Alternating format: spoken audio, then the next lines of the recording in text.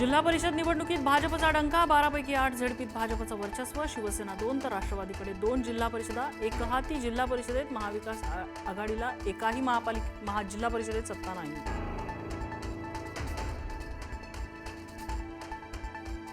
पंचायत समितीमध्येही भाजपच नंबर 1चा पक्ष, भाजपचे 400 पेक्षा जास्त उमेदवार विजयी.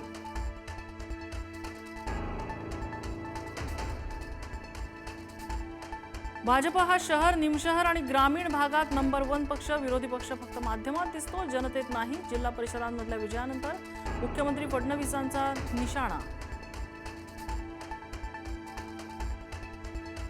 सिंधुदुर्गात झेडपी आणि पंचायत समितीमध्ये राणे ब्रँडची हवा, झेडपीच्या 50 पैकी 41 जागांवर महायुती विजयी, तर पंचायत समितीच्या 100 पैकी 87 जागी महायुतीचा विजय.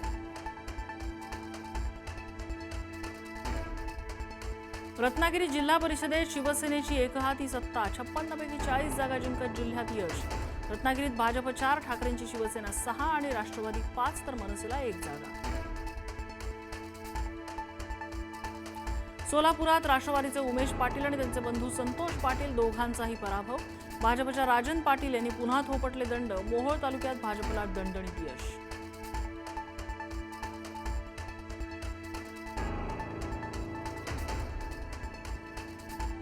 सोलापूरच्या माळशिरसमध्ये आमदार राम सातपुते यांच्या पत्नी संस्कृती सातपुते भाजपकडून विजयी, उत्तम जानकरांचे पुत्र जीवन जानकर पराभूत, खासदार धैर्यशील मोहिते पाटलांनाही धक्का.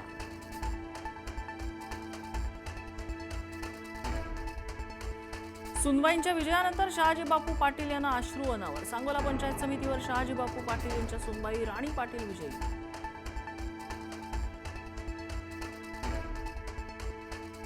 सुनबाईंच्या विजयानंतर आमदार सदाभाऊ खोत यांचाही जल्लोष, मोहिनी खोत बागणी जिल्हा परिषद गटातून विजयी.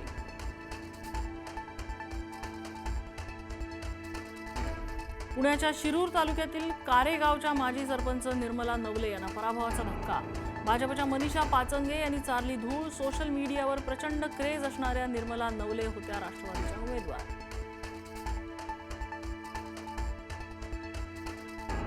सुनेच्या विजयानंतर राष्ट्रवादीच्या देवराम लांडे यांचा थेट लंगोटमध्ये जल्लोष, पुण्याच्या जुन्नरमध्ये देवराम लांडे यांच्या सून मोनाली लांडे विजयी.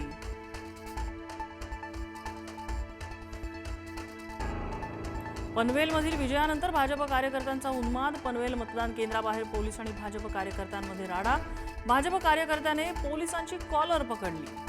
शिकूया AI ची क्रांती, चला करूया MSCIT.